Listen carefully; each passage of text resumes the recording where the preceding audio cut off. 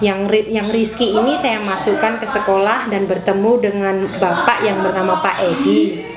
Sama Pak Edi ini saya disarankan untuk mengkonsumsi Brain King.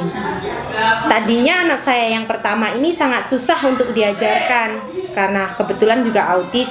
Tapi setelah mengkonsumsi Brain King, sangat mudah untuk diajarkan sesuatu. Misalkan menggunting, tadinya dia tidak bisa menggunting. Setelah mengkonsumsi Brain King, dia lebih cepat untuk menangkap sesuatu. Dia sangat dalam waktu 2 hari dia sudah bisa menggunting. Dan untuk anak saya yang kedua yang namanya Siva, sebelumnya anak saya ini agak susah diajarin, misalkan berhitung atau bermain pasang puzzle atau apapun itu. Setelah mengkonsumsi Brain King, perkembangannya alhamdulillah. Berhitung itu dalam waktu 2 hari dia langsung bisa berhitung. Tadinya saya ajarkan dia itu susah sekali untuk menyerap pelajaran yang saya ajarkan. Saya bersyukur kepada Allah karena mempertemukan saya kepada Brain King yang sangat luar biasa. Anak saya namanya Yogi. Anak saya yang kedua adalah anak berkebutuhan khusus dengan diagnosa ADHD. Sekarang sudah usia 17 tahun. Suatu hari saya dikenalkan Brain King oleh istri saya.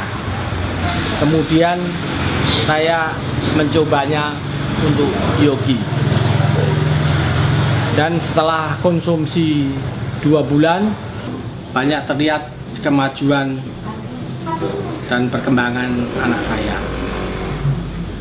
Yang saya lihat, dulu Yogi tidak mau mengerjakan PR-nya dan susah sekali belajar. Bahkan sering merobek-robek bukunya. Tapi sekarang Yogi rajin mengerjakan PR-nya. Setiap malam dia menyuruh saya membantu mengerjakan PR-nya. Satu hal yang menakjubkan, Yogi sekarang sudah fasih naik motor. Dulu memang Yogi belajar sedikit-sedikit naik motor, tapi terakhir ini Yogi sudah bisa naik motor sendiri kemana-mana, ke jalan raya dan ke komplek-komplek lain, dan kadang-kadang bisa mengantar laundry dan menjemput laundry saya. Saya bersyukur dan berterima kasih kepada Brain King atas kemajuan dan perkembangan anak saya. Saya menyarankan kepada teman-teman untuk mencoba Brain King untuk kemajuan dan perkembangan anaknya. Brain King memang oke. Enak. Terus enakan pakai alat bantu apa enggak? Enggak pakai alat bantu. Kan kata dokter kan telinga yang kanan yang parah dibanding yang kiri. Sekarang yang kanan udah enakan belum telinganya buat dengar? Udah. Tapi kurang dengar lagi. Kurang dengar. Udah bisa dengar dikit. Tapi masih kurang. Kalau yang kiri? Yang kiri sama. Sama dengar. Yang kiri udah mau sembuh. Udah mau sembuh yang kiri. Dan yang kanan belum. Yang kanan yang dulu lebih parah. Iya. Terus sekarang minum Brain-nya masih mau dilanjut? Mau. Terus sekarang enak nggak kalau belajar? Enak. Belajarnya lebih konsentrasi apa lebih ini? Kalau belajar ngapalan, belajar bahasa Inggris itu enakan dulu sebelum minum Brain King apa sesudah minum Brain King? Sudah minum Brain King, lebih enak belajar hafalannya. Hafalannya kurang hafal, tapi kalau ngobrol udah hafal. Gampang hafalnya. Terus bacanya, kalau baca lebih enak sesudah minum ranking apa sebelum? Ini sudah. Sesudah. Bacanya lebih kuat lama. Jadi enakan pakai ranking. Untuk belajar lebih enak. Untuk telinga enak. Terus apalagi? Enaknya apalagi? Udah. Terima kasih Kak Alin. Ini lagi di videoin loh. Bisa kan cerita kan? Gitu. Bu Ida, kalau boleh sedikit cerita awal kenapa diarahkan Alin untuk pakai alat bantu? Awal alat bantu karena waktu itu kebetulan kita udah langganan ke dokter THT ya sebenarnya, yang megang dia hampir tiap bulan kita cek. Karena kotorannya dia kan sifatnya bandel ya. Awal riwayatnya kotorannya menyumbat, bandel, karena dia dari kecil kan sebenarnya udah dari umur 2 tahun lebih udah terapi bicara, karena memang ada kayaknya ada kesulitan bicara. Kebetulan kita udah ketemu dengan tim tumbuh kembang anak juga, ada psikolog, ada dokter anak, mereka nyaranin melanjutkan terapi bicara. Terus ada perkembangan sedikit terapi bicaranya, walaupun ya ada perkembangan walaupun tidak terlalu banyak. Tapi akhirnya setelah berapa tahun dipegang terapisnya dihentikan, katanya biar dari lingkungan belajar. Tapi pas suatu saat pas dia masih terapi, kita lihat telinganya kok kayak tersumbat kotoran banyak banget. Akhirnya kita bawa ke dokter THT, akhirnya sampai ada proses 1 minggu sampai 2 minggu lebih lah baru telinga itu kotorannya dikeluarkan. Akhirnya kita rutin hampir tiap bulan kita kontrol ke dokter THT untuk memeriksakan telinganya. Jadi kotorannya dia agak membandel, maka harus dokter yang ngeluarin gitu. Tapi setelah berapa tahun kita lihat adiknya ngomongnya kalau dipanggil cepet ini susah, kita ke dokter konsultasi lagi. Ternyata kata dokter gelendang bagus. Akhirnya dokter nyuruh audiometri, tes audiometri, hasilnya telinga kanan maupun kiri mengalami penurunan.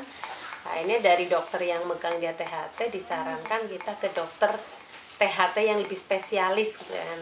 Waktu itu katanya alumnus dari nggak tahu universitas apa di London. Nonton kemana? Nah terus akhirnya dari dokter itu dites banyak ya Pak ya. Ada audiometri apa-apa, ada yang sempat kita khusus anaknya kita nggak diajak.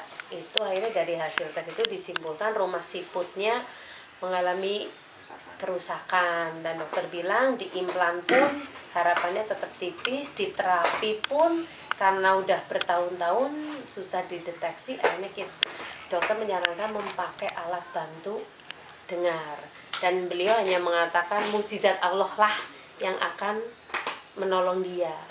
Jadi itu alat bantu pun harus dia jaga kondisi fisik, jangan sampai istilahnya flu sakit takut menambah pendengarannya berkurang. Jadi memang dokter juga hanya ini yang bisa kami bantu. Seandainya pun dia bisa sembuh itu mukjizat Allah yang akan menyembuhkan. Tapi ya cuman kami berkeyakinan anak saya insya Allah akan sembuh gitu loh. Insya Allah akan sembuh, nggak tahu lewat jalan mana, tapi insya Allah anak saya akan sembuh. Mungkin nah itu terus begitu Karita nyariin branding ya kita coba, siapa itu jalan Allah lewat ini. Nah terus perkembangannya ini udah 1 bulan lebih lah, mungkin udah bulan dia bilang lebih nyaman, ya udah. Alhamdulillah ya Bu ya, berarti ada perkembangan setelah minum ranking ya. Alhamdulillah. Intinya Kak Alin dilanjutkan. Setuju? Biar insya Allah bisa kembali normal pendengarannya. Itu sudah banyak kok yang membuktikan. Terus yang kedua juga jadi jauh lebih cerdas, ngapalnya lebih cepat, dan cita-citanya kecapai. Amin ya. Yakin jadi guru? Kayak mama ya, kayak guru ya. Ibu galak loh jadi guru.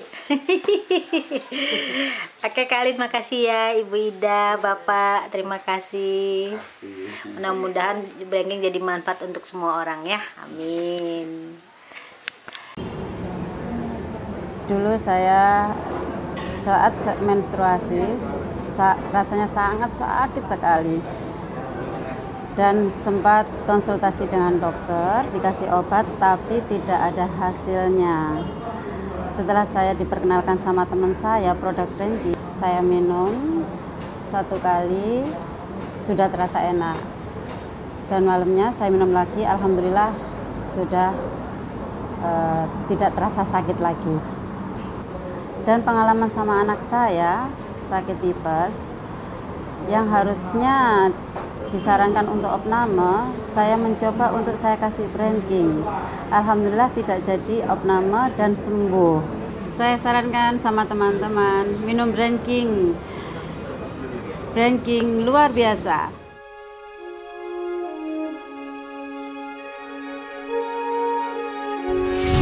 Abimane Putra, berumur 7 tahun, kelas 2 SD. Dulu semenjak TK, anak saya kurang konsentrasi dan anaknya hiperaktif banget. Dia itu nggak bisa belajar, kurang fokus dan selalu mengeluh ngantuk di dalam kelas. Sampai kelas 1 anak saya sama sekali tidak bisa konsentrasi dalam belajar dan selalu hiperaktif. Nakalnya sangat tidak ketulungan, sampai-sampai gurunya berkali-kali memberikan surat panggilan pada saya. Namun setelah mengkonsumsi Brandking Plus selama 2 minggu berturut-turut, syukurlah anak saya sudah mulai ada perubahan, mulai kalem, belajar semangat dan dapat ranking 10 besar di kelas. Terima kasih sekali lagi buat Brandking Plus atas keajaibannya buat anak saya. Risa ini waktu kecil pernah jatuh dan koma, jadi membuat perkembangannya jadi lambat. Jadi di umur dia pada 18 tahun ini, perilakunya seperti anak 5 tahun. Tapi setelah minum Brandking selama 2 bulan lebih, Marisa ada kemajuannya. Contohnya, biasanya dia tidak fokus dalam mempelajari sesuatu hal. Contoh dalam membaca, biasanya dia membaca 1 halaman aja, itu nggak bisa tuntas. Sekarang 1 cerita dia bisa tuntas.